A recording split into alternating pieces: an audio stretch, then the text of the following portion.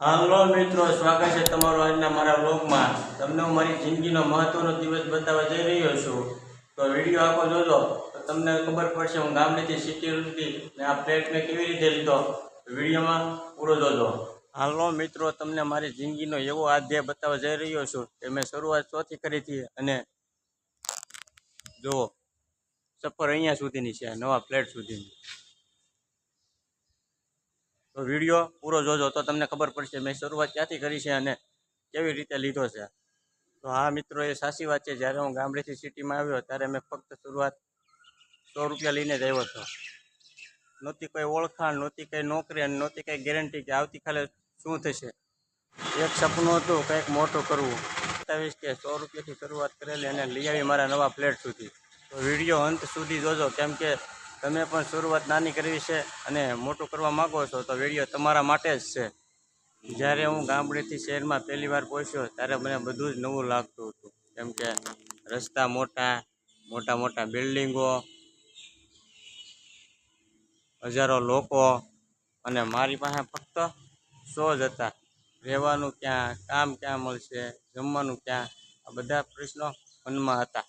શરૂઆતના દિવસોમાં ઘણી મુશ્કેલીઓ આવે, ઘણીવાર એવું પણ લાગ્યું કે હવે કામ મૂકીને વયો જાઉં, પણ મેં હાર ન માની। દરરોજ સવારે ઉઠીને એક નવી આશા સાથે બહાર નીકળતો। ને મિત્રો, સફળતા કોઈ એક દિવસમાં નથી મળતી।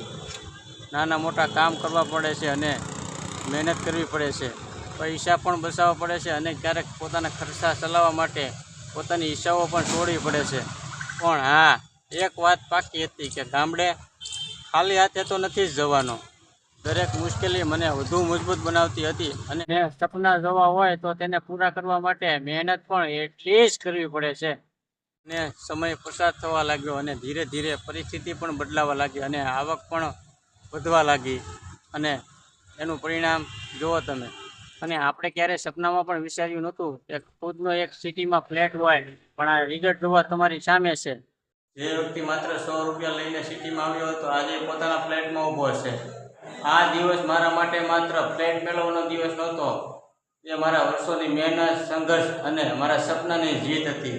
મિત્રો, તમે પણ મુશ્કેલ સમયમાંથી પસાર થઈ રહ્યા છો તો એક વાત યાદ રાખજો, તમારી શરૂઆત કેટલી નાની છે એ મહત્વનું નથી, પણ તમારા સપના કેટલા મોટા છે એ મહત્વનું છે। હું માત્ર 100 રૂપિયા લઈને શહેરમાં આવ્યો હતો, તો હું કરી શકું તો તમે પણ કરી શકો। મહેનત કરતા રહો અને તમારા સપનાનો પીછો કરતા રહો, કેમ કે એક દિવસ તમારી પણ સ્ટોરી લોકો માટે પ્રેરણા બનશે। તો તમને પણ આ વિડીયો ગમ્યો હોય તો લાઈક કરો અને ચેનલને સબસ્ક્રાઈબ કરો અને મળીએ નેક્સ્ટ વ્લોગમાં। જય હિન્દ।